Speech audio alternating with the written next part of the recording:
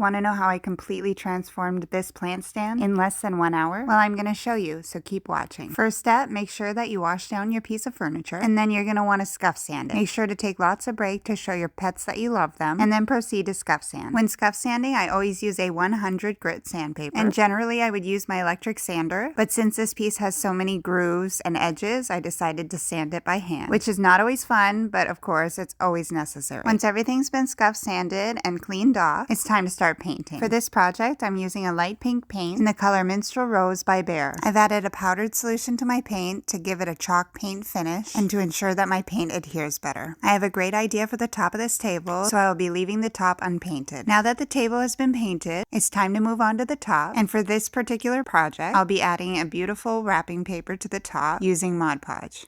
To get the perfect shape, I lay the wrapping paper on top of the table, I crease the paper along the edges, and I use a pencil to mark where I plan to cut. Once I have my design drawn out on the paper, I simply use scissors to cut out the shape.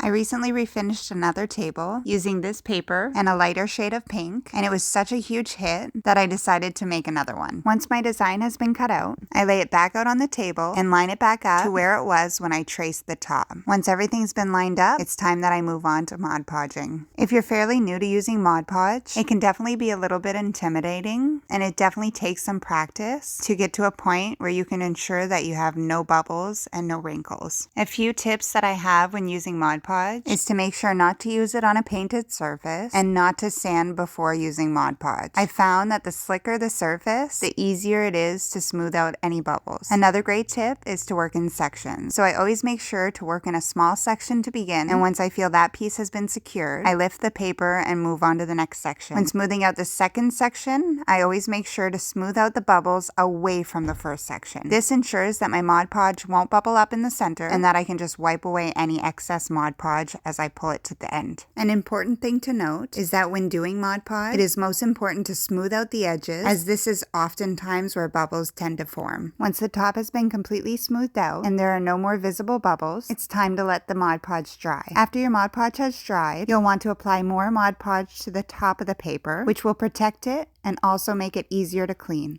When applying the top coat, it's important to make sure that you smooth out any brush strokes. I also like to do 2 coats of Mod Podge on the top, just to give it extra protection. Once everything was dry, I moved on to lightly sanding the paint. I always light sand my paint before clear coating it, just to give it a smooth finish. For this step, I always make sure to use a 400 grit sandpaper. I'm not trying to remove the paint, just trying to smooth it out a bit. Now that everything is finished, it's finally time for the clear coat. I'm using a polyacrylic and a matte finish, and this is my favorite polyacrylic by Minwax, because it is non-yellowing and it's also water-based, which makes it a lot easier to clean up. Now that the table is finally finished, here's the reveal. This is what the table looks like now, and honestly, I think it's so sweet and adorable. The pink matches with the paper so well, and the matte finish gives it just the perfect amount of sheen. If you like this video, follow for more, and thanks for watching.